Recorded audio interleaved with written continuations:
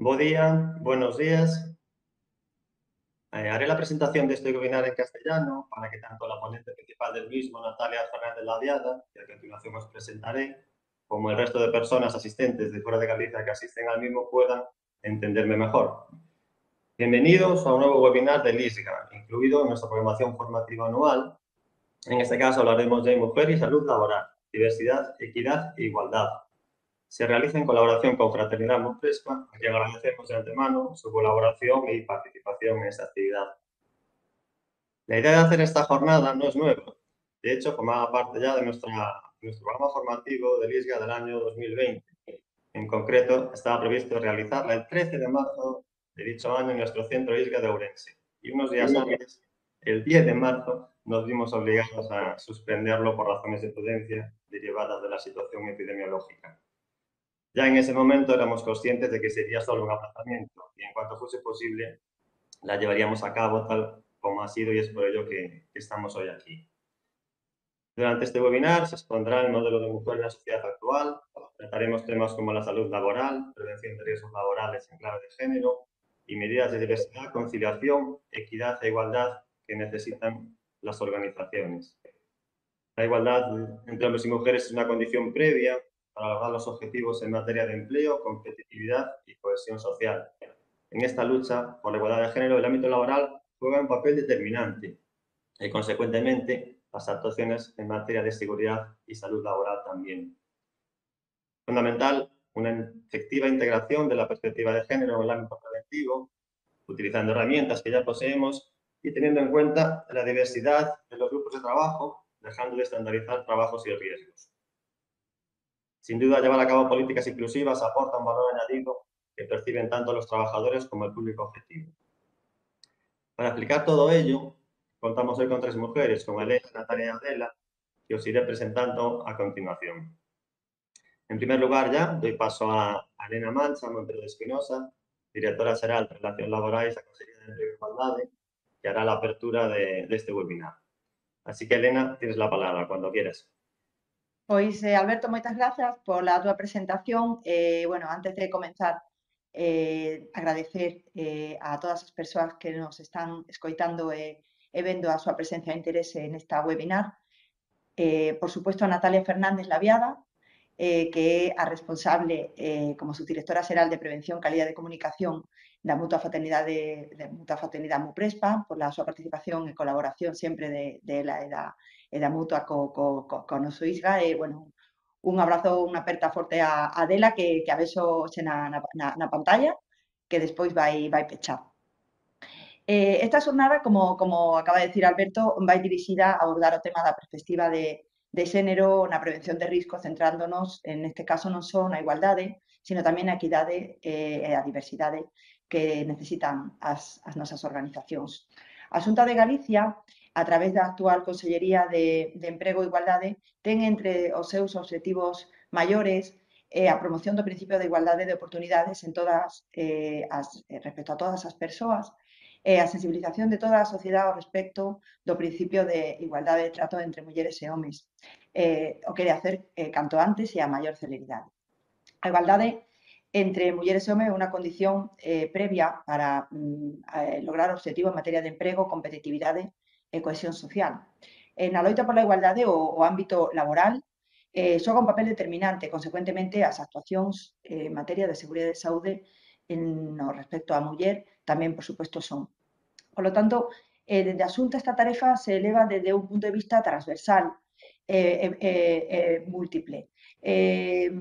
O que son as competencias en materia de igualdade xerais en relación a todos os aspectos da sociedade son levadas desde hai moitos anos para a Secretaría Xeral de Igualdade, pero no ámbito laboral as responsables desta cuestión somos tanto Adela como eu.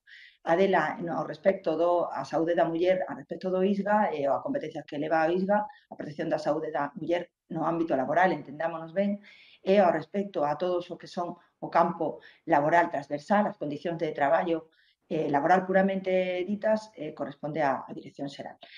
Ambas dúas son caras da distinta moeda, o campo transversal, o campo laboral, e dentro do campo laboral a cuestión da seguridade na saúde e a cuestión das condicións laborais. É todo distintas versións da mesma idea, da mesma resolución neste caso da Administración Pública en xeral, pero sobre todo neste caso da Xunta de Galicia. Entrando xa na cuestión da protección da saúde no ámbito laboral, da saúde da muller no ámbito laboral, o enfoque que fixo a Lei de Prevención de Riscos Laborais, que todos sabemos que leva xa moitos anos, desde o ano 96 que comezou a súa aplicación, este enfoque foi un enfoque máis ben neutral, todas as legislación, como é a lei, e a todo o seu desarrollo regulamentario, as políticas e a estrategias en materia de saúde en xeral, de seguridade, non tiveron este enfoque inicial dirixido ao enfoque de xénero. É por iso moi importante que chamemos a atención respecto a este necesario absolutamente enfoque de xénero. É necesario que se apliquen eses métodos de perspectiva de xénero nas evaluacións de riscos, que se teña en conta a diferente situación da muller no que é a prevención. Pois por qué? Porque a muller ten unha diferencia biolóxica que fa necesario, por exemplo, son só exemplos que seguramente Natalia vai mencionar, ten unha diferencia biolóxica que dá lugar a unha diferente utilización ou unos diferentes equipos de protección individual, é necesario ter en cuenta estas diferencias biolóxicas en todo o enfoque ergonómico, en todo o enfoque higiénico, por exemplo, a la hora de facer medicións e ter en cuenta, por supuesto, o estado de maternidade e lactancia. Por lo tanto, é fundamental esta perspectiva e esta efectiva integración da perspectiva no ámbito preventivo é que se teña en conta eso para deixar de estandarizar os traballos conforme ao xénero. A parte deste valor da igualdade, é fundamental que as organizacións teñan tamén presente sempre o valor da diversidade como un valor estratégico, que teñan en conta os diferentes talentos que as persoas que integran a organización en todos os seus diferentes niveis de responsabilidade poden aportar. Cando falamos de diversidade, nos centramos en aquelas filosofías propias que poden ter todas as persoas, aquelas creencias, pensamientos e perspectivas que todas as persoas temos de maneira diferente e que poden aportar moitísimo nunha organización. E a equidade sería o valor do respecto aos dereitos de todos os dereitos de todos os que traballan nunha organización. Sería tamén un valor importante que a ter en conta, que tampouco quero estenderme. Un lugar de traballo inclusivo valora a todos os empregados e empregadas polas súas fortalezas, ofrece a estos empregados un respecto ás seus dereitos, ás súas necesidades, ás súas situacións que sempre é moi favorable á organización. Todos estes valores que unha organización debe ter en conta porque redundan de maneira inmediata, e está totalmente comprobado, na mellora do clima laboral. A mellora do clima laboral tamén influe fundamentalmente na reducción do absentismo e como última tamén unha cuestión a ter en conta a importancia da retención do talento que significa algo moi importante tamén en cualquier organización. Todo isto contribuirá, sen dúbida, a mellora de competitividade a unha empresa suporá o seu posicionamento no mercado. Estes valores, finalmente, demostrarán que a empresa é unha empresa socialmente responsable. Sin estenderme máis, doi a palabra a Natalia e moitísimas gracias outra vez pola túa participación e desde aquí mandoche unha forte aperta. Un saúdo a todas e a todos. Muchísimas gracias, Elena. Octavio, que está por detrás de las cámaras, Alberto, Adela, muchísimas gracias a todo el ISGA y sobre todo a tener la oportunidad aquí después de efectivamente ese 13 de marzo que lo teníamos todo montado, nos las dábamos súper felices de estar allí con vosotros presencialmente y al final, bueno, pues lo tenemos que hacer de esta manera, ¿no? Parece que siguen manteniéndose todavía durante un tiempo el tema de las webinars, que yo espero que poco a poco lo vayamos combinando con la vida más normal que teníamos antes. Así que lo primero, muchísimas gracias. Bueno, básicamente la presentación ha hecho una perfecta introducción, Elena, de lo que voy a tratar con vosotros en la presentación que ahora os voy a poner, en la que voy a intentar compartir para que todo funcione perfectamente, no perder tiempo y que sea lo más, ante todo, lo más entretenida para vosotros. Muy bien, pues entonces vamos a empezar. Bueno, como os decía, hoy es un día especial para mí, por estar aquí con vosotros y básicamente para hablar durante una hora, hora y media sobre mujer y salud laboral, dentro de todas las perspectivas que podemos tocar. Sin embargo, siempre me gusta, antes de empezar a hablar de cualquier tema en el que me inviten, dar un poco de cultura general sobre lo que somos las mutuas colaboradoras con la Seguridad Social, qué función tenemos y por qué estamos en este mundo. Porque lo cierto es que todos los trabajadores tienen una mutua asignada porque es una obligación legal, pero normalmente muy pocos saben qué mutua es la que tienen, salvo cuando tienen algún accidente o alguna enfermedad y tienen que recurrir a ella. Bueno, las mutuas formamos parte del sistema sanitario, económico y de la sociedad española y somos un paradigma, como os pongo ahí, de colaboración público y privada. Ha habido una importante evolución en la existencia de las mutuas. Fijaros que nacen con la Ley Dato en 1900, han llegado a existir 273 y ahora mismo pongo ahí tachado el 19 porque se acaba de producir una nueva fusión entre mutuas, entre Activa y Umivale, y ahora mismo hay 18 mutuas en España. Bueno, pues entre esas mutuas está Fraternidad Mutuespa. Y hay una parte importante que quería comentaros simplemente en un minuto, que tiene que ver con lo que hacemos las mutuas colaboradoras con la Seguridad Social. Y también el por qué estoy yo hoy aquí, porque llevo la subdirección de prevención dentro de la mutua junto con la de calidad y comunicación. ¿A qué nos dedicamos las mutuas? Pues primero a las contingencias profesionales, es decir, a gestionar todas las prestaciones económicas y la asistencia sanitaria desde que una persona se accidenta hasta que, incluso con rehabilitación, fisioterapia, operaciones, lo que haga falta, la podemos devolver a su puesto de trabajo. Obviamente, si realizamos una buena actividad preventiva, evitaremos estos accidentes. Por tanto, la Seguridad Social dedica una importante presupuesto a las mutuas para que podamos dispensar, dentro de lo que nos deja la acción protectora de la Seguridad Social, actividades preventivas, básicamente como la que estamos realizando hoy, de asesoramiento y de divulgación de buenas praxis para que las empresas lo conozcan.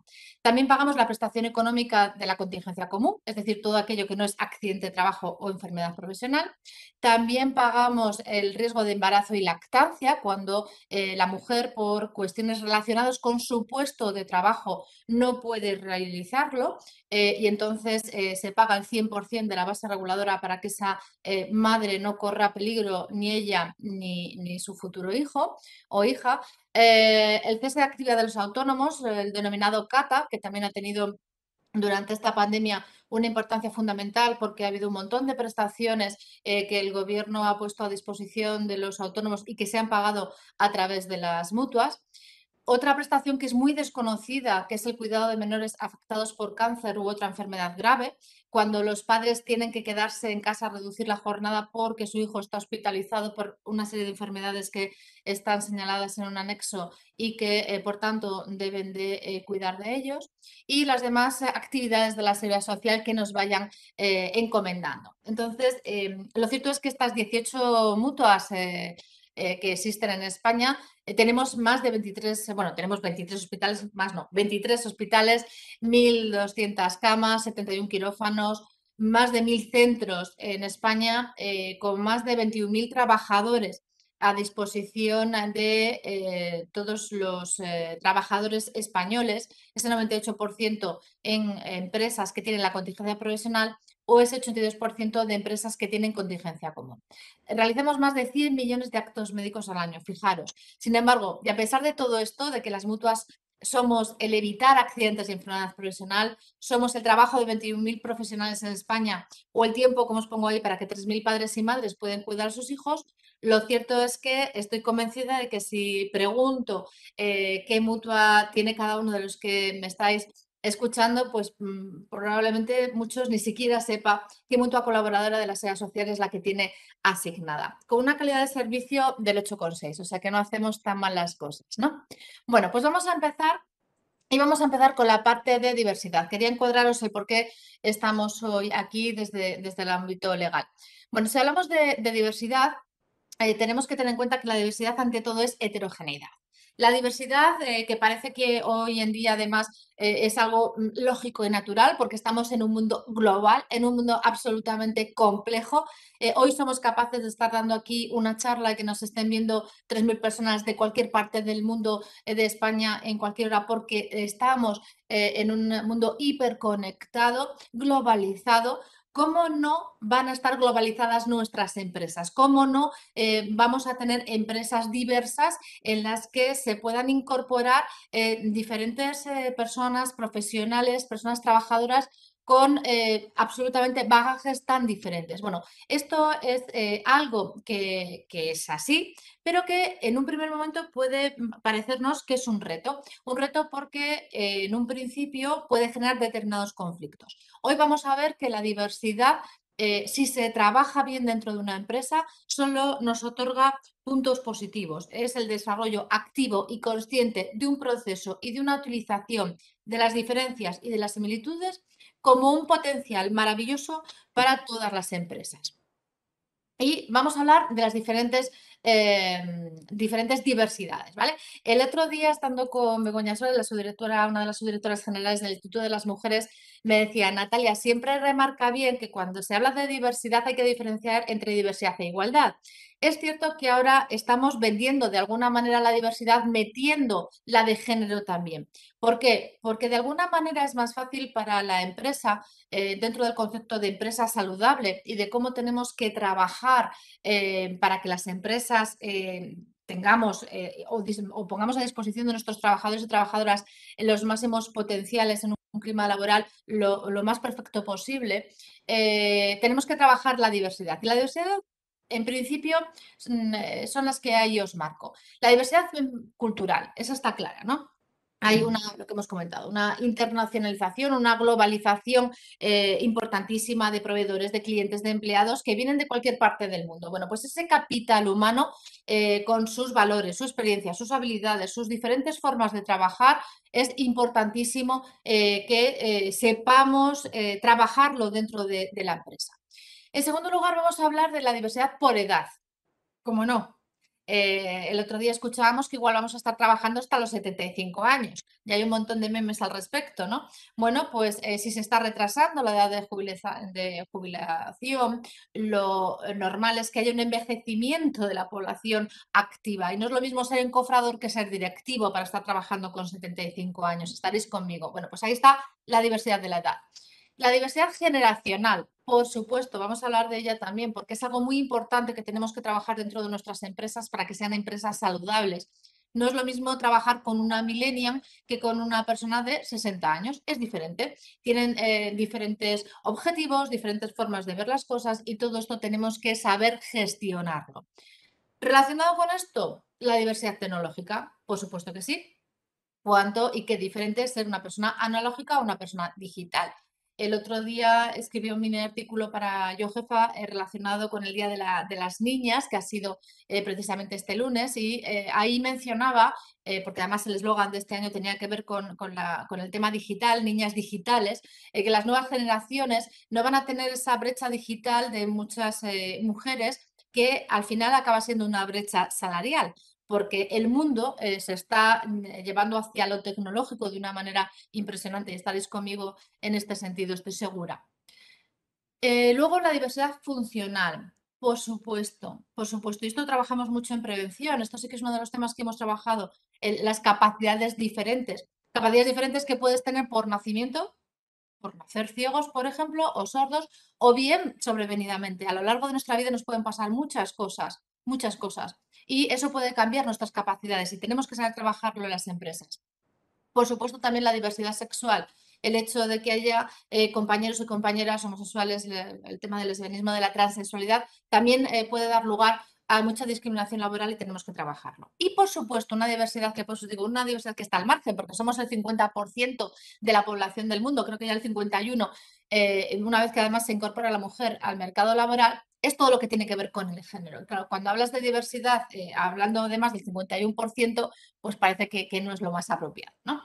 Bueno, lo primero que nos podemos preguntar es por qué hablar de todo esto, por qué estamos dentro de un foro como el ISGA hablando en la prevención de riesgos laborales, en la salud, en la seguridad laboral, por qué estamos hablando de la diversidad. porque se estaba poniendo muy de moda, porque esto es un negocio, es una estrategia de cumplimiento, ¿qué es?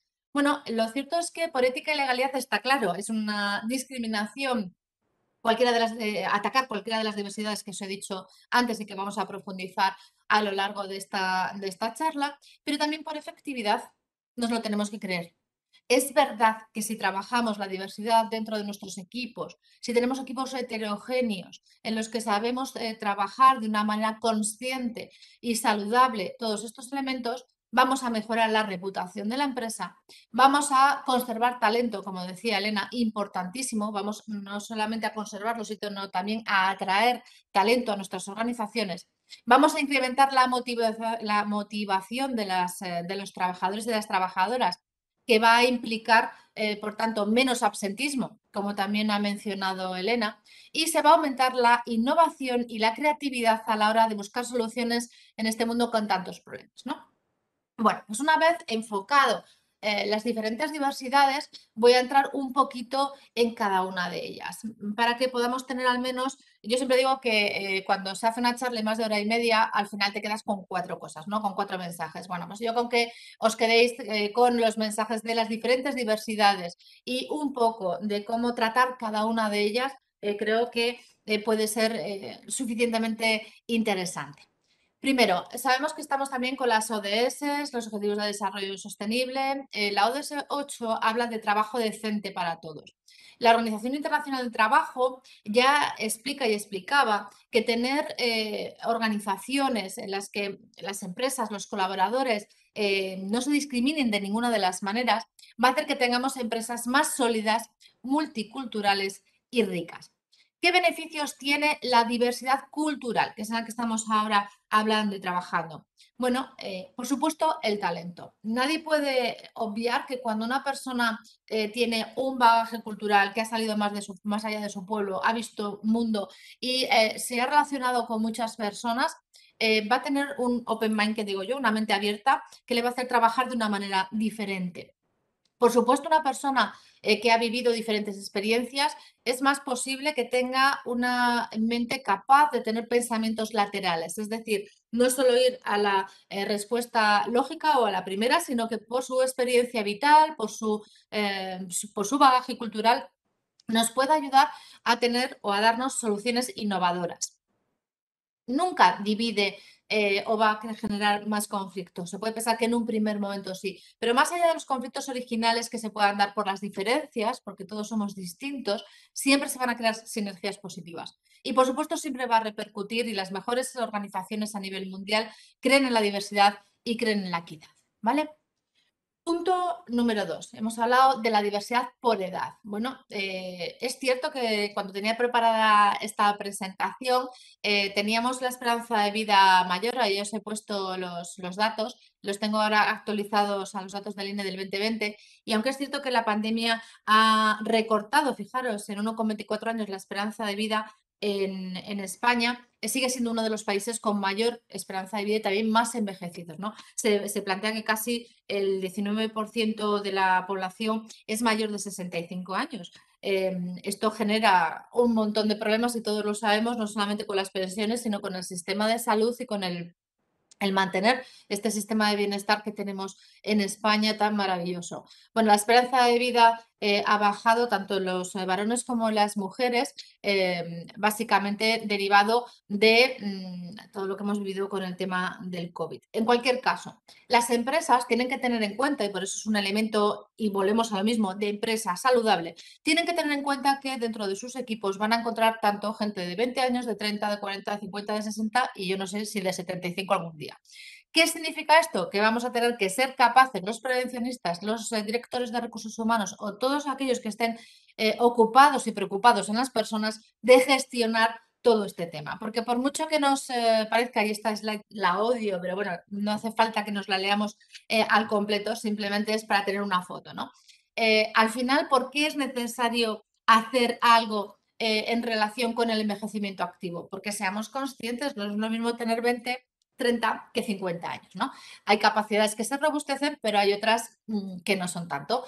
Más bien se van deteriorando. La capacidad sensorial, auditiva y visual, hay menos capacidad cardiorrespiratoria, tienes menos fuerza, menos tonicidad, menos masa muscular, con el tema de pérdida de masa ósea, sobre todo en el caso de las mujeres, mayor fragilidad en los huesos, neurológicamente pues puede haber cierta pérdida de agilidad mental o capacidad de memoria, aunque todo esto es como todo, los músculos que no se utilizan se atrofian, pues la memoria es exactamente igual, tema de tensión arterial, etcétera, y un montón de enfermedades que no pienso mencionar que ahí tenemos. ¿Qué quiero decir con esto? Que es lógico que tengamos en cuenta que a partir de los 55 el engranaje hay que cuidarlo desde el principio, no a partir de los 55, pero sí que es lógico que tengamos que tener en cuenta cómo vamos a tratar el envejecimiento activo. También lo decía Elena antes cuando hablaba de las evaluaciones de riesgos. Bueno, al final me da igual que estemos hablando de envejecimiento activo que de cualquiera de los temas que vamos a hablar hoy. Al final, el esquema es el mismo. Tenemos que hacer un buen diagnóstico de la situación. Esto lo haremos con una buena evaluación de riesgos, no de las de copia y pega, con una buena evaluación de riesgos. Tendremos que fomentar siempre la capacidad del trabajo en cada una de las edades, en cada uno de los momentos vitales. Tendremos que adaptar los puestos de trabajo al trabajador atendiendo a sus necesidades. Tendremos que trabajar y desarrollar la empleabilidad, y hay sentencias y jurisprudencia al respecto. No puedes decir no, que como estas personas ya tienen X edad, no les voy a dar tal formación porque van a tardar más en comprenderlo o no lo van a comprender. No, eso es una discriminación que no podemos realizar. Tienes que desarrollar la formación y la empleabilidad exactamente igual en todas las etapas de la vida laboral de los compañeros y compañeras. Y, por supuesto, trabajar la cultura corporativa en los elementos psicosociales, de clima laboral básicos que todos conocemos, ¿no? Bueno, os he puesto aquí una guía de LIS de 2019 que es muy, muy completa y que para quien quiera abundar en todos estos temas es perfecta para conocer mejor todo lo que tiene que ver. Ahí tenéis el índice, las capacidades de trabajo, la preparación, el entorno laboral, los criterios de diseño, de todo. No es imposible en hora, esto es para un máster, es imposible en hora y algo que podamos verlo todo, pero ahí os dejo la pincelada para que podáis abundar en el tema. Venga, vamos a por otra. Vamos a por la diversidad generacional que antes también os comentaba, ¿no? Claro, esto es así. Si estamos diciendo que tenemos trabajadores de 70 años, también tenemos trabajadores que terminan de estudiar y con 25 están en la oficina. ¿Pensáis que es lo mismo estar trabajando o estar gestionando un equipo de gente de 25 años que de 60? No, ¿no? Es normal. Bueno, hay diferentes puntos de vista, tanto en lo personal como en lo laboral. Os voy a dar unas pequeñas pinceladas y la clave, al final, lo que hay que hacer, como hemos hablado con las otras diversidades, es desarrollar una estrategia para que esta situación multigeneracional la podamos trabajar. Puede ser que haya una empresa que todos tengan 30 años, pero estaréis conmigo que no es lo lógico, ¿no? No, lo lógico es que convivan diferentes generaciones dentro de un equipo de trabajo. Bueno, tenemos ahí los baby boomers, ¿no? El de 50, los años 50 y los años 60. ¿Qué características tienen estos trabajadores? Bueno, han vivido por sus experiencias vitales, que nadie de nosotros somos compartimento estanco, venimos todos con nuestra mochila, una cultura del esfuerzo muy, muy importante. Priorizan muchísimo el trabajo y no tienen demasiados hábitos de ocio porque no se los han podido permitir. Por otro lado, son poco flexibles en algunos casos, más reacios a los cambios y obviamente necesitan formación en el mundo digital siempre porque no han conocido. Ahora a un niño le pones un teléfono de los de rosca, ¿no? De hacer así y dirán que para qué es eso. Yo creo que nacen los niños y ya nacen con el dedo así para las cosas táctiles, ¿no? Bueno, pues todo esto hay que tenerlo en cuenta. En los años 70, los nacidos ahí, la generación X, bueno, son abnegados también por el trabajo, son equipos y son personas trabajadoras que normalmente son ambiciosas en el sentido de que les ha costado llegar ahí también, es en el momento de la incorporación de la mujer al mercado laboral, buscan un obvio equilibrio entre el trabajo, familia y ocio, es cuando la mujer, repito, se incorpora al trabajo y en particular en España, tienen una mente un poco más abierta para lo digital y para los idiomas, pero no deja de ser complicado. Luego están los millennials, obvio, años 80, principios de 90, es gente que tiene una visión más idealizada del trabajo. Bueno, estoy hablando, son todo temas genéricos, las generalidades a veces son muy injustas. Quiero decir que a veces me está escuchando algún millennial y dice yo no soy así, o me está escuchando uno de la generación X y dice yo no soy así. Bueno, estos son generalidades, pero que yo creo que sí que coincidiréis conmigo en que tienen muchos puntos de razón, ¿no? Es gente más rebelde, cuestiona más la autoridad, tienen menor compromiso con las empresas porque no han nacido y se mantienen para siempre allí, pero sí que tienen muchísimas ideas, es gente muy creativa y les gusta participar. Luego tenemos la generación Z, que ya son casi nativos digitales, autodidactas, autosuficientes, youtubers, instagramers, ya está con el dedo así, todo el rato haciéndose fotos por la calle, todo esto que estamos viendo. Buscan muchísimo la flexibilidad, les encanta el teletrabajo, es gente también muy solidaria, trabaja mucho en los voluntariados y tiene una visión de la vida y del trabajo diferente. Y por último dicen que la generación alfa es ahora 2010-2025, los que están haciendo ahora nativos digitales al 100%. Por supuesto les va a parecer todo lo analógico un mundo aparte, tenemos que guardar lo de los cassettes y todas estas cosas para enseñarlo en algún museo. Ya son influencers con 3 años porque lo tienen todo esto súper dominado, ¿no? Bueno, lo importante, una vez que con esto hemos contextualizado un poco las diferentes generaciones y podemos pensar un poco mejor cuáles son los problemas que nos podemos encontrar, ¿qué podemos hacer desde el ámbito preventivo de la salud, de la seguridad y de la empresa saludable para, de alguna manera, tener medidas que solucionen estas diversidades y estos problemas? Bueno, pues entre otras cosas, crear espacios de encuentro. ¿Qué es esto? Bueno, incentivar que las personas no tengan etiquetas. Aquí, iba a decir en España, bueno, imagino que en todas partes, somos muy de etiquetar a la gente porque es no sé qué, es de esta manera o porque es de tal, es de aquella otra manera. Bueno, vamos a olvidarnos de etiquetas y de clichés y vamos a tener una relación formal o informal para conocernos mejor. Tenemos que, o podemos también proponer diferentes programas de mentoring. Sabéis que es muy típico el mentoring senior, el que sabe tutela o enseña al que no sabe, ¿no? Pero ahora mismo hay un mentoring inverso en el que también las personas más jóvenes, con esos conocimientos tecnológicos casi inherentes, pueden ayudar a una persona de mayor edad a conocer todo esto.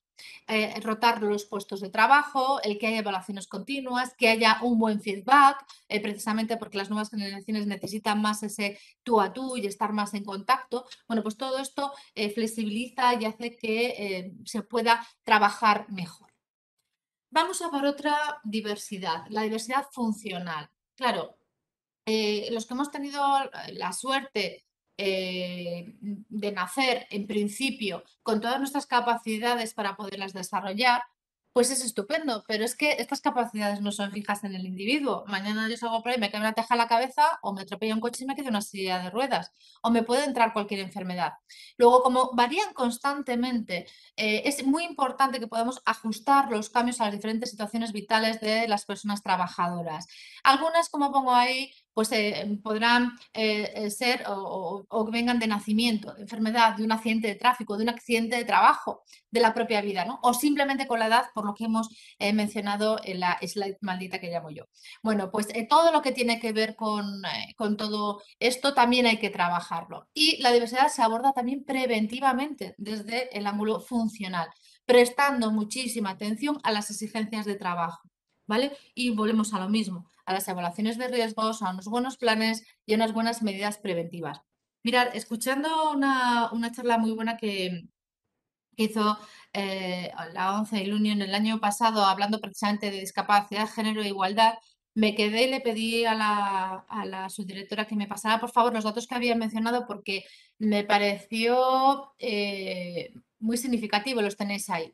Cuando estamos hablando de hombres sin discapacidad, el salario medio es el que se marca ahí, 26.574. Cuando estamos hablando de mujeres con discapacidad, ya baja 6.000 euros. Pero si estamos hablando ya sin discapacidad, fijaros ya también las diferencias que hay en el caso de las mujeres, que ya baja a 17.000, ¿vale? O sea, de un hombre con discapacidad 20.000, 17.000 en el caso de la mujer. Es decir, vuelve a haber diferencias salariales, vuelve a haber brecha salarial e incluso, que era lo que nos contaron en aquella charla que me impresionó mucho, incluso más cuando estamos hablando de discapacidades en el caso de las mujeres.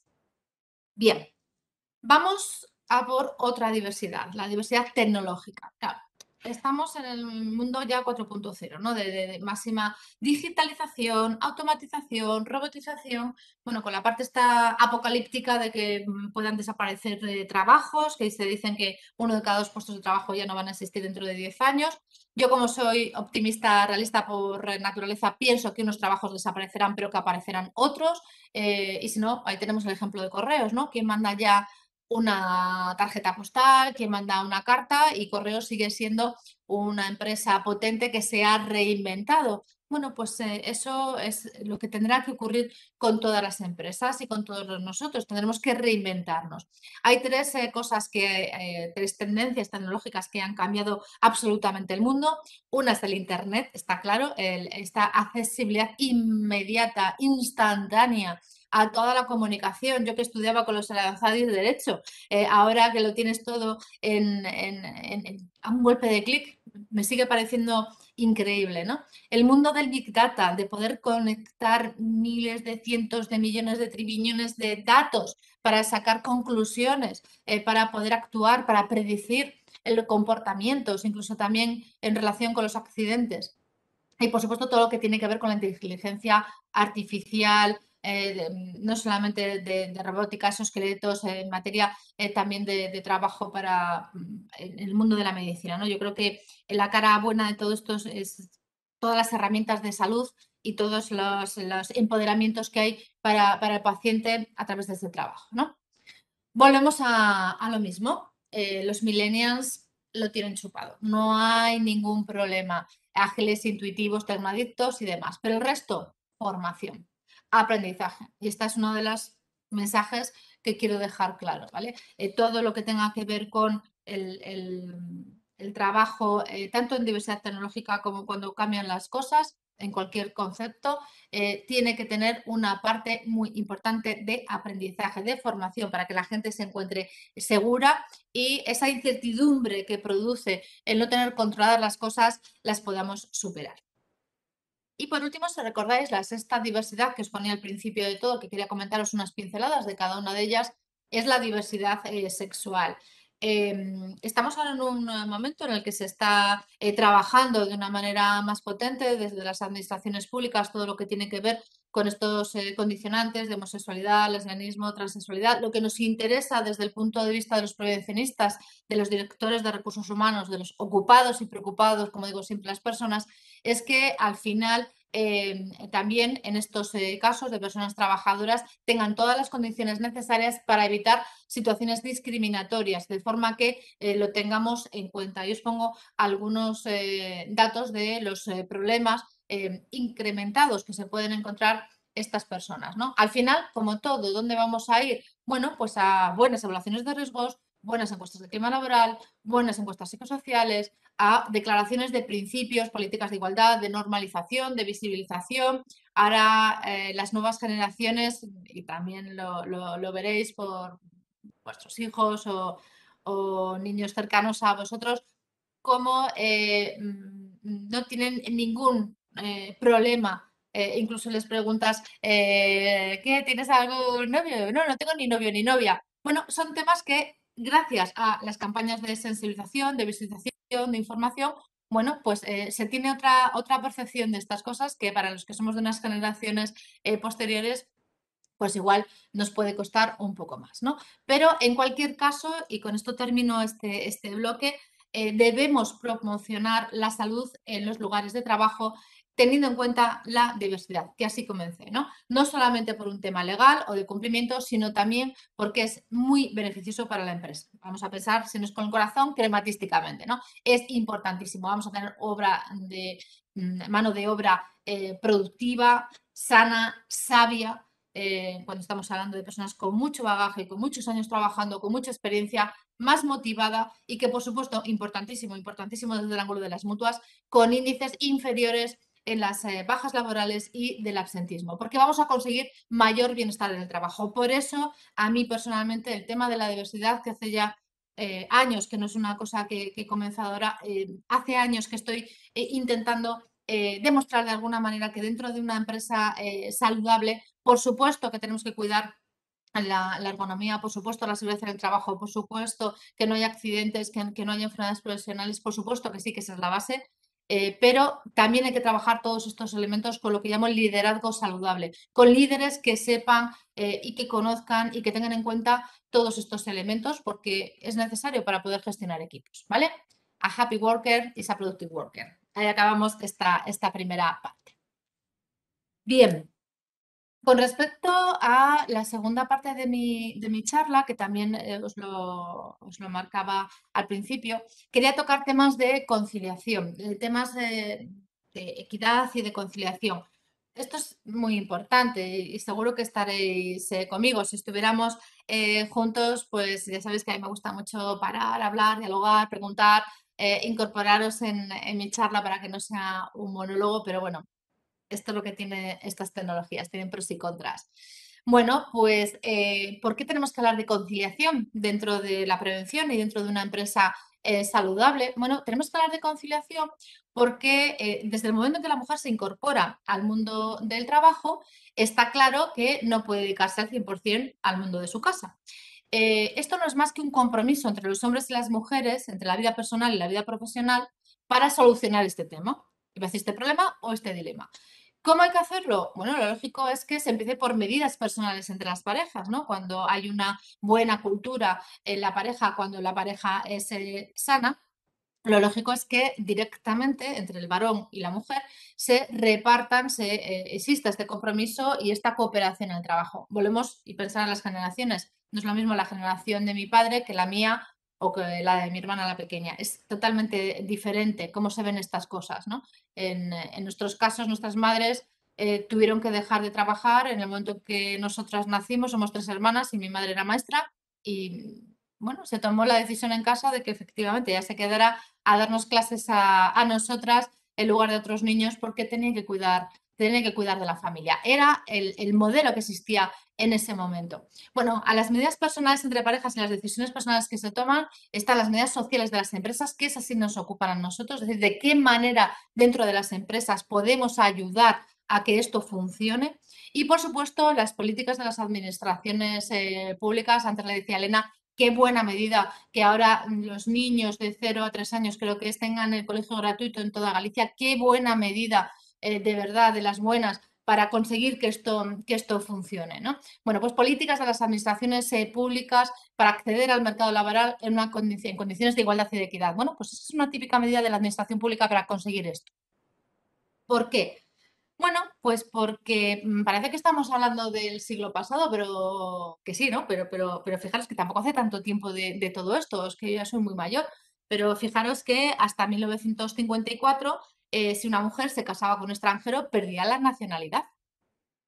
Que entre marido y mujer había la llamada autoridad marital hasta 1975, que no estamos hablando del 1800, ¿vale? Que la mujer no tenía la patria potestad de sus hijos hasta 1978, o que los anticonceptivos eran un delito. Lo mismo que había los delitos contra el honor, el adulterio y todas estas cosas hasta 1978. 1978. Es decir, fundamental, la mujer hasta 1976 no podía trabajar sin el permiso del marido. A partir de ahí es cuando poco a poco la mujer se incorpora al mundo laboral. Pero claro, ¿qué nos encontramos cuando nos incorporamos al mundo laboral? ¿Qué es realmente, cuál es el panorama que se encuentra la mujer en ese momento? Bueno, pues lo que yo llamo la disyuntiva, vivida en mis propias carnes, de la vida laboral versus la vida familiar, la vida reproductiva versus la vida productiva. Una cosa es quedarte en casa, tener hijos, primar la familia, los niños, que parece que ese es tu rol y es lo que está bien visto en la sociedad, o bien dedicarte a la vida productiva, que no reproductiva, dentro de las diferentes comunidades en las que puedes ir creciendo profesionalmente. Claro, en el caso de las mujeres, este doble rol, esta doble jornada, se incrementa por otra situación que tiene relación con algo que he dicho antes, el tema del envejecimiento activo. Cada vez hay más mayores en nuestras casas y primero nuestros padres nos cuidaron a nosotras y ahora nosotras tenemos que cuidar a nuestros padres, ¿no? Ese cuidado de hogares extensos completos ya no va solamente porque tengamos niños, es que luego tenemos a nuestros papás que también hay que cuidarles, hay que cuidar a nuestros padres. Bueno, pues este rol de cuidador, doméstico, familia, recae básicamente, aunque hemos mejorado muchísimo y siempre digo lo mismo, si las sufragistas nos miran por un telescopio ahora dirían, bueno, ¿qué avances? Sí, muchísimos avances, por supuesto que sí, máxima en España, no es lo mismo nacer en España que en Sudán, pero bueno, hay un camino y tenemos que seguir avanzando, ¿no?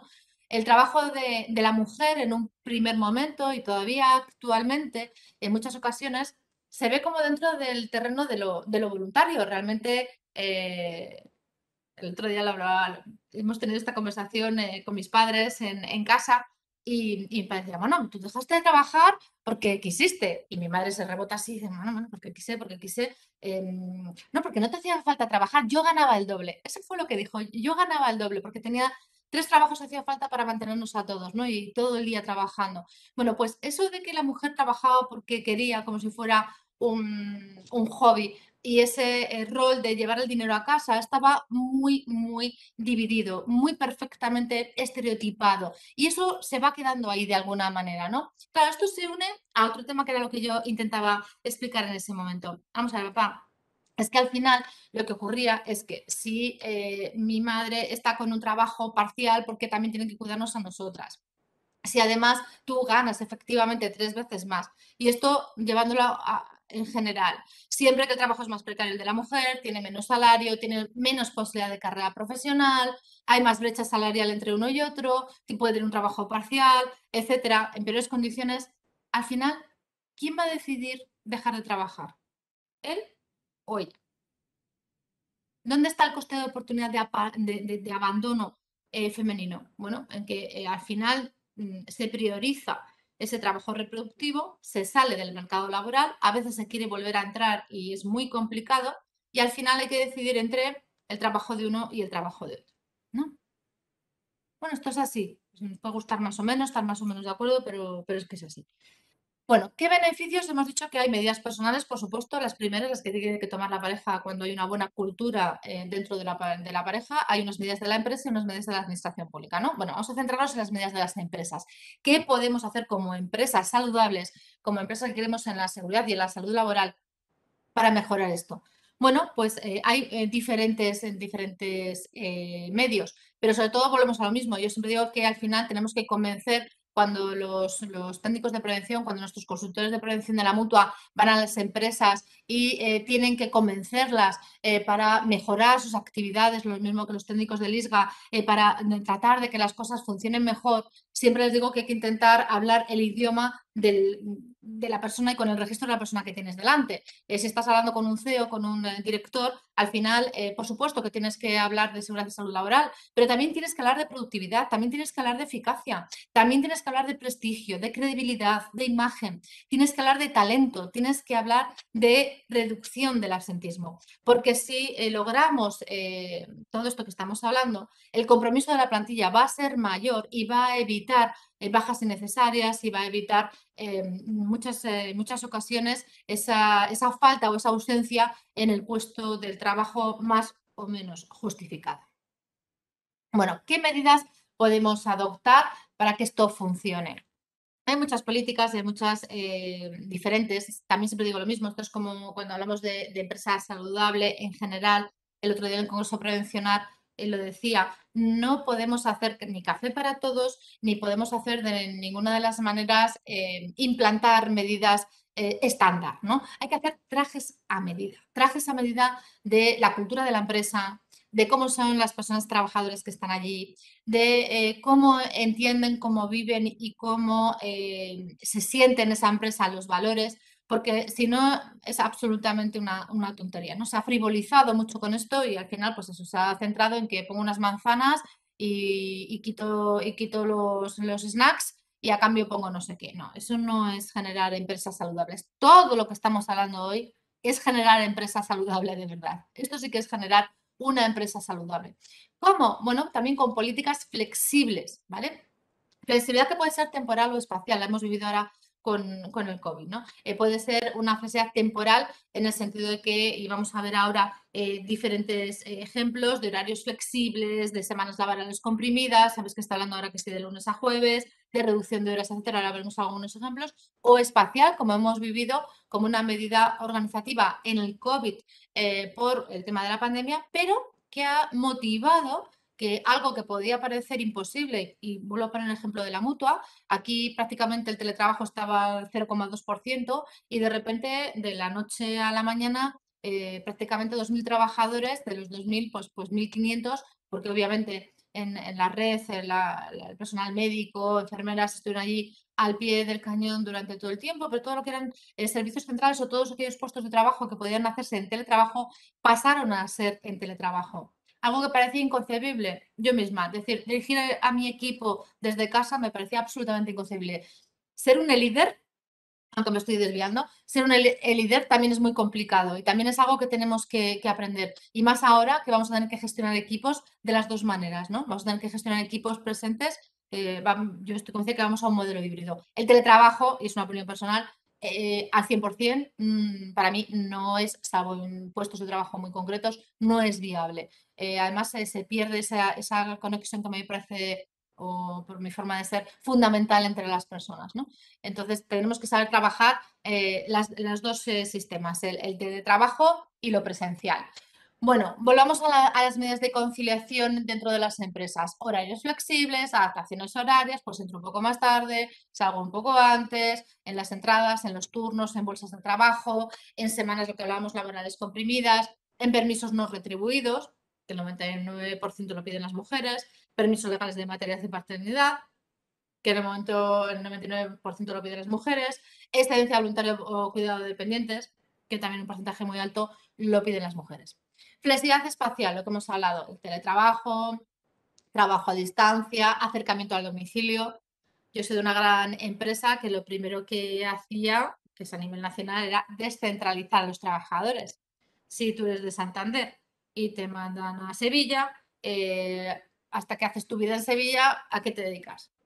A trabajar fundamentalmente, ¿no? Bueno, pues es lo contrario lo que hay que hacer, acercar a la persona al domicilio, facilitar la conciliación, facilitar el trabajo, videoconferencias, oficinas virtuales. Luego hay otra serie de figuras como la gente de igualdad, los directores de igualdad, etcétera. Bueno, en realidad son figuras que si hay un buen director o directora de recursos humanos, un buen director de personas, directora de personas, son los que tienen que tener en cuenta todos estos protocolos de selección, de contratación, de visibilización, de establecer estrategias, planes, programas, campañas para trabajar la diversidad dentro de las empresas y fomentar esta natural corresponsabilidad que tiene que haber entre hombres y mujeres para que la mujer no pierda la posibilidad de no solo estar en el mercado laboral, sino de mantenerse dentro de él. ¿Vale? Bueno, hemos hablado de diversidad. Espero que sigáis, esta es la pena de estar así, que estoy hablando conmigo misma. Espero que sigáis allí todos, que no os haya aburrido, que sigáis interesados en lo que os estoy diciendo. Hemos visto el tema de la diversidad, hemos visto el tema de la conciliación y vamos a meternos ahora en el tema de equidad y de género. Fijaros, en 1975, antes os he dado algunos datos, es cuando se establece por primera vez el Día Internacional de la Mujer, ¿no? En ese momento, pues solamente había dos presidentas, por lo visto, en la India y en Sri Lanka. Vale. Pero es que actualmente, a día de hoy, al 2021, no en 1975, apenas un 4% de la población mundial tiene una líder dentro de su país. Es decir, hay muy pocas mujeres que hayan llegado a ser presidentas o que hayan estado o que hayan sido directoras de gobiernos dentro de los países, ¿no? Ni siquiera un 4% de la población mundial cuando somos el 51%. Este es un dato importante. Otro dato que os pongo ahí tiene que ver, que lo he comentado antes porque me preocupa especialmente con la innovación, la tecnología. Si decimos que estamos en la industria, en el cambio 4.0, en un mundo hiperconectado, always on, tecnológico, digital, en el que las matemáticas, las ciencias, las ingenierías, la física, todas estas carreras típicamente elegidas por hombres son las que van a tener más futuro, porque hemos dicho que van a cambiar los trabajos, que van a cambiar la forma de trabajar, bueno, pues habrá que hacer que las niñas, que las mujeres estudien. Y para esto tienen que haber referentes, tienen que conocer estas posibilidades, porque los estudios dicen que más o menos hasta los 5 años, cuando a una niña se le pregunta, lo mismo te dice que quiere ser astronauta que presidenta del gobierno. Pero algo pasa a partir de los 5 años, según los estudios que hay por ahí, en los que algo pasa en esas cabecitas para pensar y empezar a decir que quieren ser pues peluqueras como su mamá o enfermeras o con respeto absoluto a todas las carreras y a todas las profesiones, por supuesto que sí, pero desaparece de alguna manera, pues quiero ser ingeniera o quiero tener otro tipo de formación, ¿no? Bueno, me gusta, voy a hacer un paréntesis para ver un poquito de agua. Me gusta en este punto explicaros de forma muy rápida, porque yo misma tenía, y más ahora que está todo esto tan de moda y escuchas tantas cosas, tenía ciertas dudas con algunos conceptos, ¿no? Entonces, lo primero vamos a hacer algunos conceptos como claros, ¿no? Claro, cuando hablamos de género, ahí tenéis la definición. Grupo biosociocultural construido históricamente a partir de la identificación de unas características sexuales que nos clasifican corporalmente, es decir, por una serie de características funcionales, fisiológicas y sexuales, tú eres hombre o eres mujer. A partir de ahí se te asignan una serie de funciones, una serie de actividades, de relaciones sociales, de forma de comportarte, que parece que es la que va aneja a esas características, ¿no? Fundamentalmente porque se produce una socialización. Claro, aquí fijaros qué diferente es y por eso os he puesto que cambian y varían tipo de culturas. Lo decíamos antes, no es lo mismo España que nacer en Arabia, que nacer en China o que nacer en Sudán o que nacer en algunos puntos de Europa del Este, ¿no? Obviamente no es distinto ni geográficamente ni temporalmente. ¿Qué es la expectativa de género?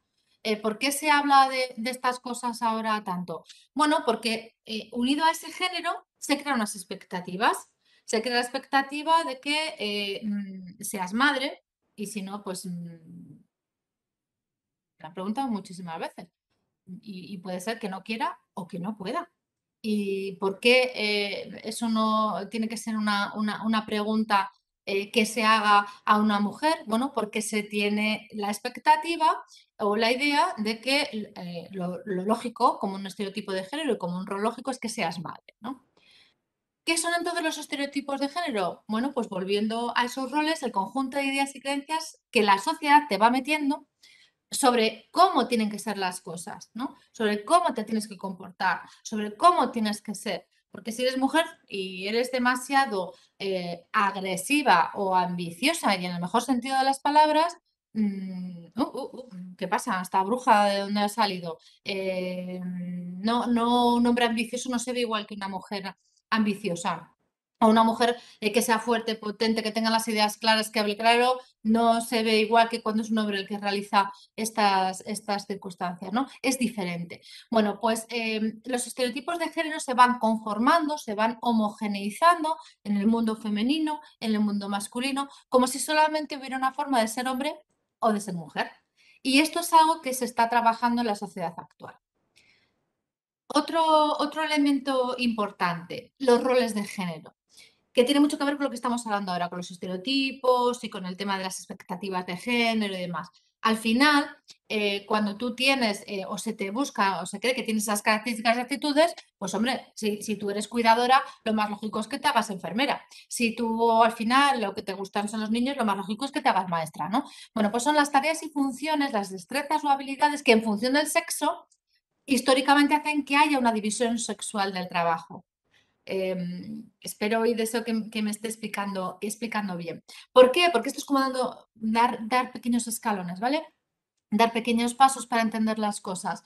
¿Por qué es importante entender esto? Porque al final, cuando tienes un género con una expectativa, con un rol que te han aplicado y con al final un estereotipo que se ha creado, hay diferentes tipos de trabajo que comentábamos, ¿no? Entonces, los hombres se van concentrando en unos tipos de trabajo con unos determinados niveles y las mujeres se van concentrando en otros, ¿vale? Y al final, ¿qué ocurre? Bueno, pues que hay lo que se llama una segregación ocupacional. Por ejemplo, en la mutua, volviendo a Fraternidad Muprespa, en nuestra mutua, que se cuida mucho todos los temas de la equidad y de la igualdad, hay una segregación horizontal porque hay muchas mujeres, aquí creo que somos ya casi el 60% de mujeres, pero casi todas están en unos determinados puestos, fisios, enfermeras, médicos, administrativas.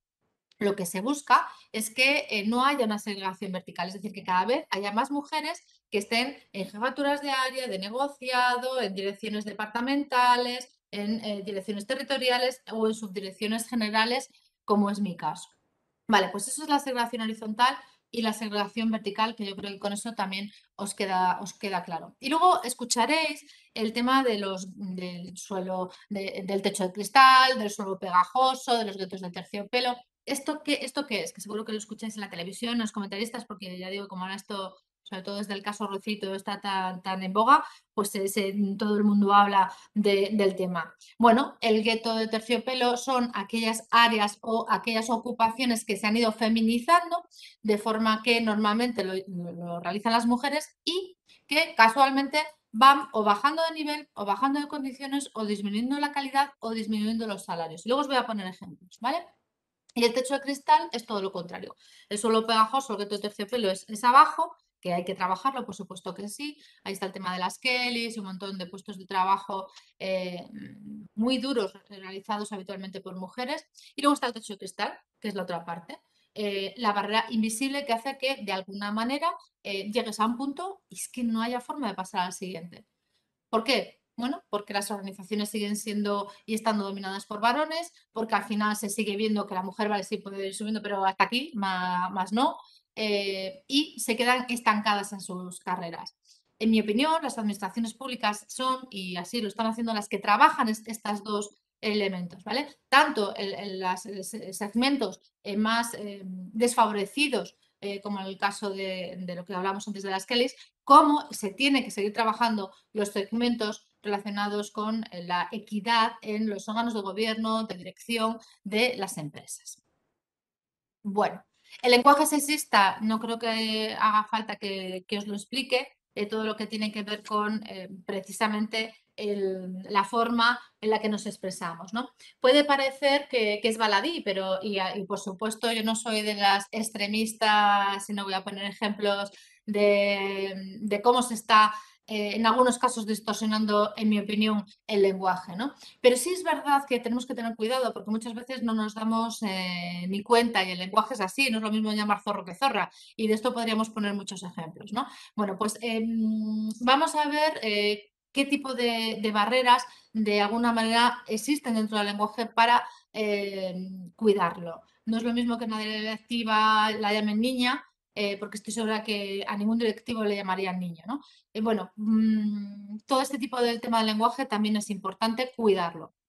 Y ya los últimos estadios de todo esto, ya si estamos hablando de comportamientos verbales o físicos permanentes que ataquen de manera ofensiva, degradante o intimidatoria, si estamos hablando de acoso sexual, o el crimen encubierto, que lo dijeron en 1980 la Organización de Naciones Unidas, que son los feminicidios, ¿no? El tema del crimen simplemente por ser mujer, no el crimen a una mujer, sino por ser mujer, que ahí está la diferencia, ¿vale? Ese es el feminicidio. Cuando se le ataca con un daño, un sufrimiento, incluso con la muerte, por el hecho de ser mujer.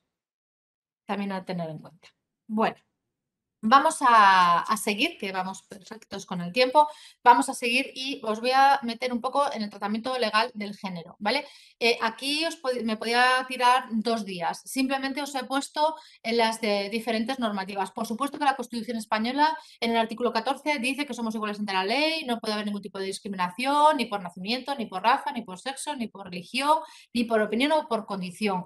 Por supuesto que las administraciones públicas, artículo 39, artículo 9, tienen la obligación, el deber de promover y de asegurar que se den la protección social, económica, jurídica a la familia.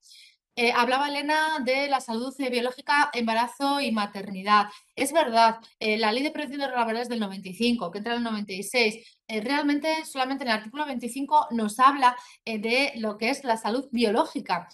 Solamente se centra en el caso de las mujeres cuando estamos hablando de esa capacidad reproductiva y habla de trabajadoras especialmente sensibles, lo sabéis, habla de trabajadores especialmente sensibles para estar hablando de una mujer embarazada, que puede tener determinados riesgos por su puesto de trabajo, mutagénicos, tóxicos, que puedan afectar a la procreación, y entonces sí se la cuida, ¿vale? Por eso es tan importante todo lo que se está realizando ahora desde las administraciones públicas y que se nos está imponiendo para hablar en clave de género en materia de prevención, porque si fijaros, lo único que está protegiendo la Ley de Prevención de Riesgos Laborales, que no sé si alguna vez os habéis fijado, habéis creído en ello, es esa capacidad reproductiva. Eso sí la protege desde el primer momento. Que las trabajadoras tengan las medidas preventivas necesarias para que no afecte a la fertilidad, ni a la capacidad reproductiva, ni a la capacidad de ser mamás, ¿vale? Bueno, a partir de ahí aparecen un montón de leyes desde el 2015 de igualdad entre hombres y mujeres, de igualdad efectiva, que aquí en el 17, porque la del 15, que era la de la igualdad, ojo, estamos hablando desde 1975, perdón, 78, artículo 14, Constitución Española de la Igualdad, ¿vale? Pero en el 2015 hablamos de la igualdad de hombres y mujeres, en el 17 aquello no sirvió para demasiado y se habla de igualdad efectiva entre hombres y mujeres, lo añadimos, hablamos de esa en lo que se llama el mainstreaming o la transversalidad de la igualdad en todo. En el 2018, un Real Decreto que nos afecta a las mutuas, a la actividad preventiva, que nos dice que todo lo que hagamos, y ahí sigo incidiendo y por eso también me pongo a estudiar todavía más todo lo que tiene que ver con estos temas para la mutua, para el trabajo que yo desarrollo, la actividad preventiva de mutua en clave de género. En el 19, más medidas urgentes, porque ya esto se estaba poniendo urgente, de igualdad de trato de oportunidades con diferentes medidas. Y, por supuesto, las estrategias comunitarias que todos conocéis y la ODS 5, que precisamente habla de la igualdad. Bueno, pues tenéis ahí toda la normativa, porque al final lo que me interesa es esto. Cuando decía Elena, no, os comentará, poco que comentar, porque si queremos hablar de EPIs, por supuesto que tenemos bien claro que los EPIs en una policía, un EPI tan importante como un chaleco antibalas, no puede ser igual que el de un hombre, se sabe.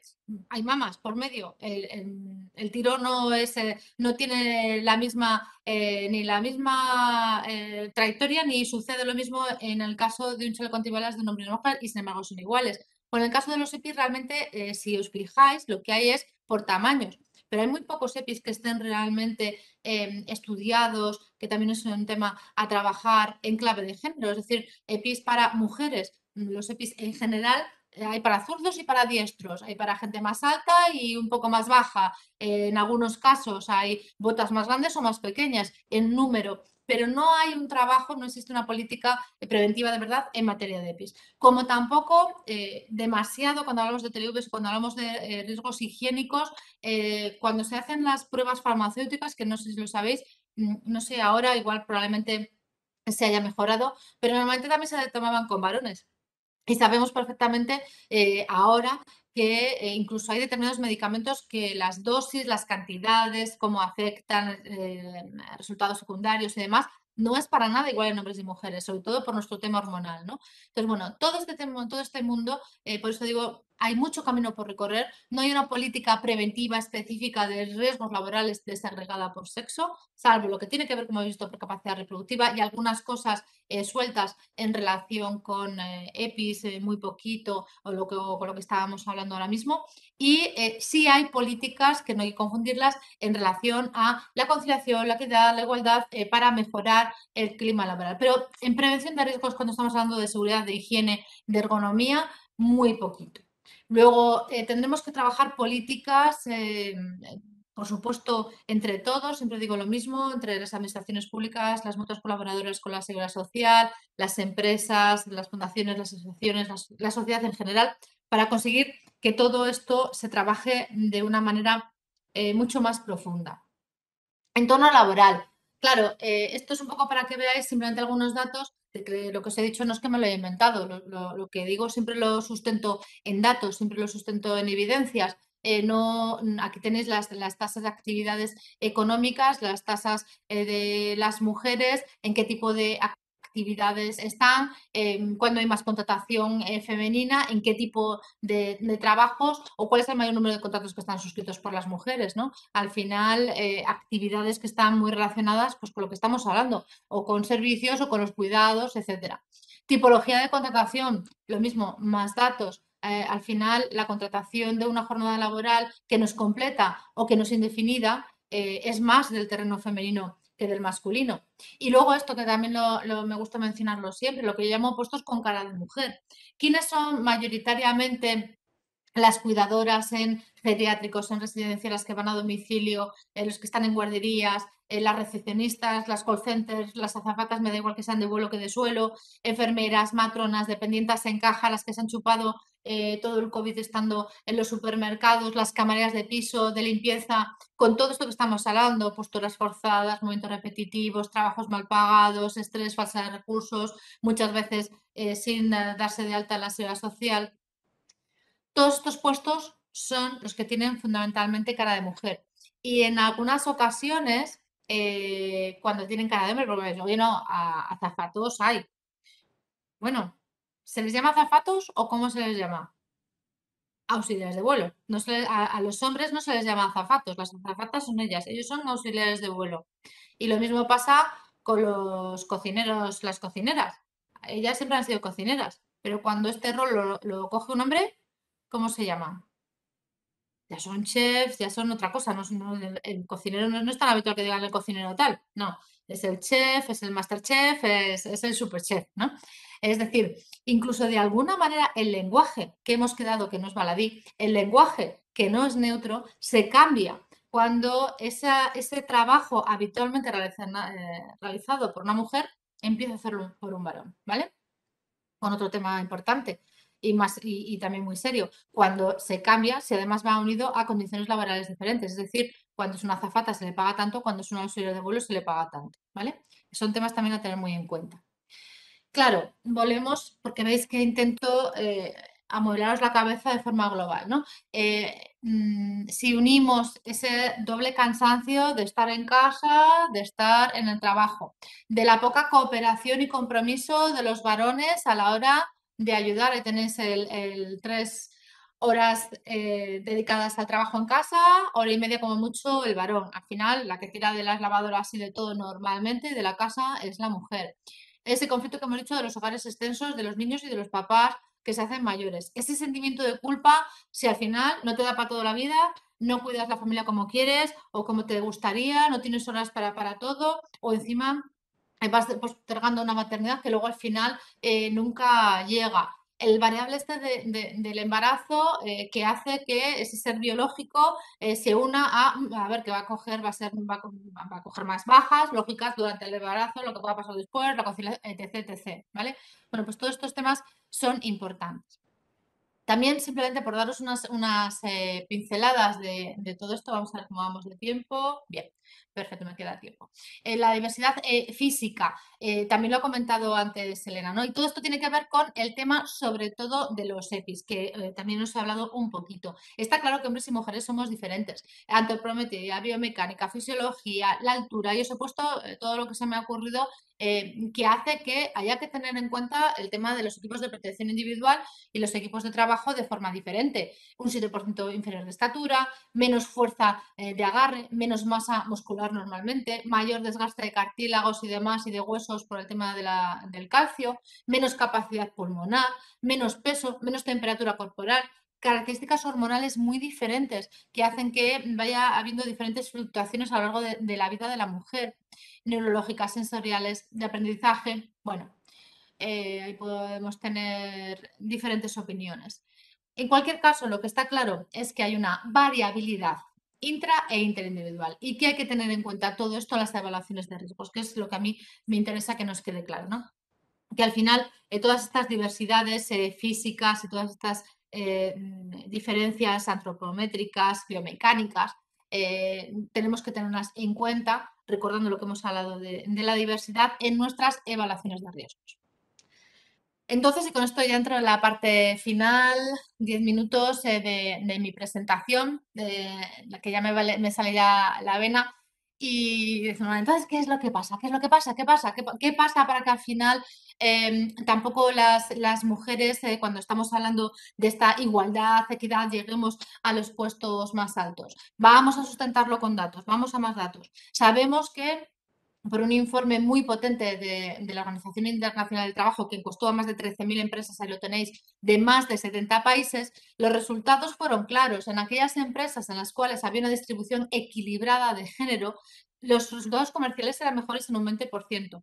Se rendía mejor en la empresa, había más talento y más del 54% de las empresas entendían que había mejoras en la creatividad, en la innovación y en la reputación de la propia empresa.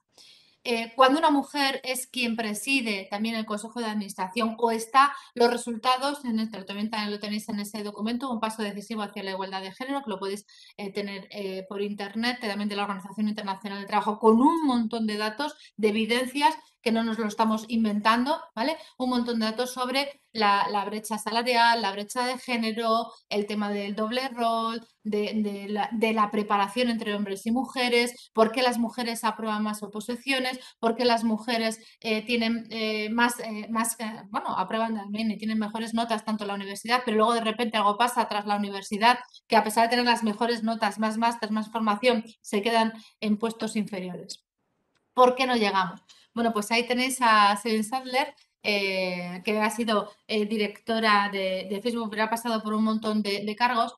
Y a mí me gusta lo que dice, lo de esto de que un mundo genuinamente igualitario sería aquel que de alguna manera la mitad de los países y de las empresas se encargaran los hombres y también los hombres se encargaran de la otra mitad de los hogares, de forma que las mujeres también estuvieran en esa situación de igualdad.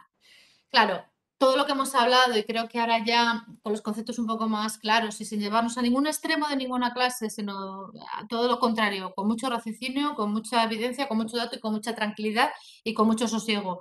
Todo lo que existe en relación a esas discriminaciones, a ese acoso más o menos sutil, a la dificultad de encontrar mentores, a que las mujeres cuando salimos de aquí nos vamos corriendo a casa porque hay que hacer otras mil cosas y olvidamos el networking, olvidamos el trabajo tan importante de hacer tela de araña para que las cosas funcionen dentro y fuera, los estereotipos, los roles, los clichés, todo esto hace que las cosas se compliquen, ¿no? Y es que la desigualdad, y todo esto tiene muchísimo que ver, sobre todo con la educación, y tiene muchísimo que ver con cómo educamos a los niños. Y este cartel a mí me encanta porque es que es verdad, a ti te llaman mandona, pero yo no he escuchado a ningún nombre que le llamen mandón.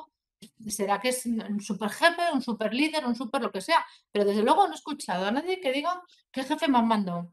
Sin embargo, es que es una mandona, estaréis conmigo, ¿no? Es muchísimo, muchísimo más habitual y esto al final es una desigualdad que se va haciendo poco a poco, ¿no? Y a un niño se le pregunta qué quiere ser de mayor y dice, yo quiero ser presidente de los Estados Unidos. Y una niña es bastante más difícil que escuchemos que quiere ser eso, ¿no? Bueno, ¿por qué es todo esto? Bueno, porque vamos interiorizando mensajes negativos, mensajes que vamos recibiendo a lo largo de nuestra vida y que de alguna manera hace o complica todo este tema, ¿no? Complica que, en definitiva, podamos seguir avanzando. ¿Por qué? Porque, bueno, de alguna manera vamos interiorizando todos estos mensajes que nos están diciendo que no vas a gustar tanto, que no vas a ser tan popular si eres tan franca, tan abierta, tan vigorosa, tan ambiciosa o tan fuerte, ¿no? Porque al final lo que se espera de ti es otra cosa, que no es esa. Pero ojo, de aquí una lanza a favor, porque además lo tengo clarísimo, los estereotipos no solamente los sufren las mujeres, ellos también tienen sus propios roles, porque lo mismo que la mujer tiene el rol de cuidadora, él era el rol de cazador, de coger e irse a cazar el mamut y traer la comida a casa. Esto hace que también cuando un hombre decide pedir, y conozco casos, un permiso o reducir su jornada laboral porque quiere cuidar a sus hijos en igualdad y en compromiso con su mujer, esté también tan mal visto o al menos suene raro. Que va a dejar de trabajar para llevar al niño al cole, a traerlo, que pide una reducción de jornada. que él gana menos que ella, que ella... ¿Por qué? Porque no se valora en términos absolutos, sino comparativos. Se compara el rol del hombre y el rol de la mujer.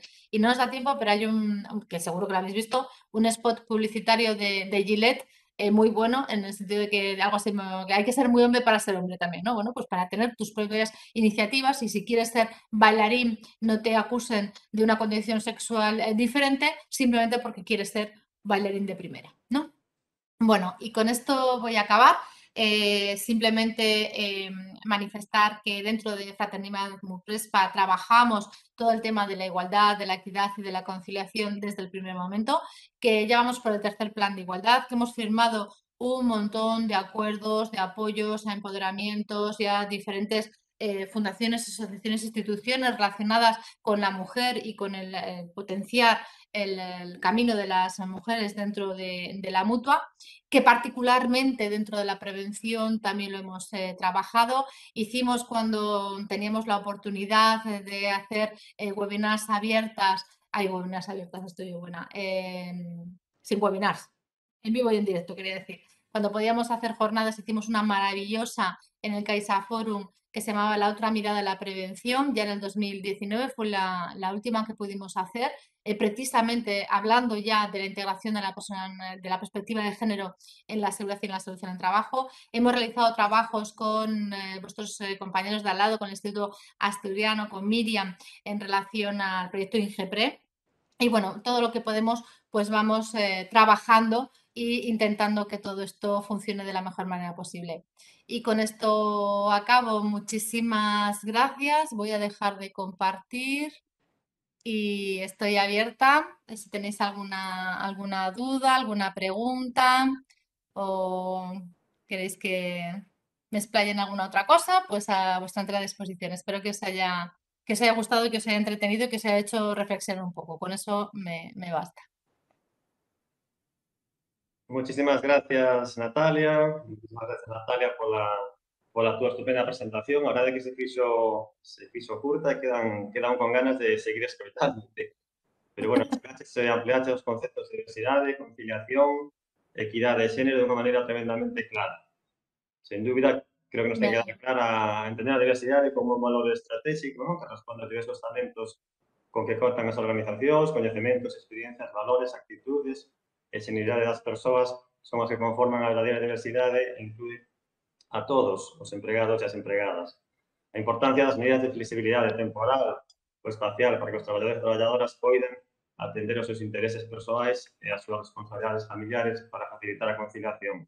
Isto supón adoptar medidas organizativas e favorecer a obtención de resultados tendo en conta a necesidade das persoas. Tamén é imprescindible insistir na efectiva integración da perspectiva de xénero na seguridade e saúde no traballo e a necesidade de crear unha conciencia preventiva en clave de xénero, adaptando o posto, fomentando a participación na toma de decisións relativas á seguridade de saúde, facilitando a conciliación, entre outras medidas. Bueno, estamos chegando ao final desta actividade formativa e, para iso, a continuación vou a dar paso a Adela Quinzán, xerente do ISGA, que será a encargada de pechar este webinar. Adela, tes a palabra. Bueno, moitísimas grazas. Pouco queda xa por decir, non quero decir nada bueno, pois non aporte máis que o que Natalia dixo. Querida Natalia, siempre es un placer tenerte hablando de esto porque hablas con conocimiento, hablas como alguien que tiene entusiasmo, que bregó ya mucho, que sigue bregando. Ahí decías el tercer plan de igualdad y es un placer tenerte por vídeo, pero ya sabes que estás emplazada en el 2022 a ganarte el año Xacobeo en Santiago, con lo cual te esperamos con entusiasmo. Bueno, agradecer también a los 272 asistentes inscritos en esta jornada. Por supuesto a Elena la apertura, a Alberto, el jefe de servicio que tanto nos ayuda y que es el alma mater de formación y por supuesto a todos los que hacen posible que nos reunamos. convocaros para las próximas jornadas que ya tendrán lugar el 26 de octubre y el 28 de octubre y que ya se enmarcan en la Semana Europea de Seguridad y Salud en el trabajo que realizamos todos los institutos, todas las comunidades y el Instituto Nacional.